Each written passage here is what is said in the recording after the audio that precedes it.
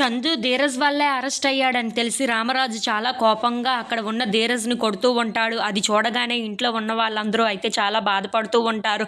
ఇంతలో వల్లి ఫ్యామిలీ అక్కడికి వచ్చి అక్కడ ఉన్న చందుని చూసి ఒక్కసారిగా షాక్ అయిపోతూ ఉంటారు. ఇంతలో అక్కడ ఉన్న రామరాజు మాత్రం వాళ్ళకి నచ్చజెప్పడానికి ట్రై చేస్తూ ఉంటాడు. ఇంతలో అక్కడ ఉన్న వల్లి వాళ్ళ అమ్మ మాత్రం మీరు కాస్త బయటకు వస్తారా, మీతో మాట్లాడాలి అని చెప్పేసి అయితే అంటూ ఉంటుంది.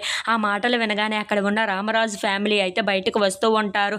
ఇంతలో అక్కడ ఉన్న వల్లి వాళ్ళ అమ్మ నాన్న మాత్రం ఇలాంటి వాళ్ళని మీరు అస్సలు ఊహించలేదు, మా అల్లుడు ఇలా జైలు పాలు అవుతాడని అస్సలు అనుకోలేదు, అయినా ఇలాంటి వాళ్ళతో సంబంధం కుదుర్చుకోవటం మాదే పెద్ద తప్పు అని చెప్పేసి అయితే అంటూ ఉంటుంది. ఆ మాటలు వినగానే ఇంట్లో ఉన్న వాళ్ళందరూ అయితే ఒక్కసారిగా షాక్ అయిపోతూ ఉంటారు.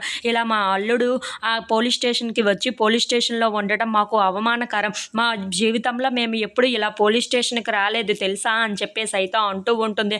అందుకే మాకు మీ సంబంధము వద్దు, మీరు వద్దు, మాకు ఆ అల్లుడు వద్దు అని చెప్పేసి అయితే అంటూ ఉంటారు. ఆ మాటలు వినగానే అక్కడ ఉన్న వాళ్ళందరూ అయితే ఒక్కసారిగా షాక్ అయిపోయి అలా మాట్లాడొద్దు అని చెప్పేసి అయితే అంటూ ఉంటారు. ఇంతలో అక్కడ ఉన్న వల్లి వాళ్ళ అమ్మ మాత్రం లేదు, మీకు మీ సంబంధానికి ఒక దండం, మేము ఇక్కడి నుండి వెళ్ళిపోతున్నాము, మరి మాకు ఈ సంబంధం వద్దు అని చెప్పేసి అయితే అంటూ తన కూతుర్ని తీసుకొని వెళ్ళిపోతూ ఉంటుంది. అది చూడగానే అక్కడ ఉన్న వాళ్ళందరూ అయితే చాలా బాధపడుతూ ఉంటారు.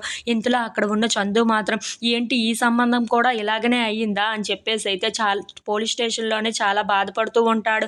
ఇంతలో అక్కడ ఉన్న రామరాజు మాత్రం వాళ్ళకి చెప్పడానికి ట్రై చేస్తూ ఉండగా వాళ్ళు వెళ్ళిపోవటం చూసి ఇంట్లో ఉన్న వాళ్ళందరూ మాత్రం చాలా బాధపడుతూ అక్కడే ఉండిపోతూ ఉంటారు. If you like this video please subscribe.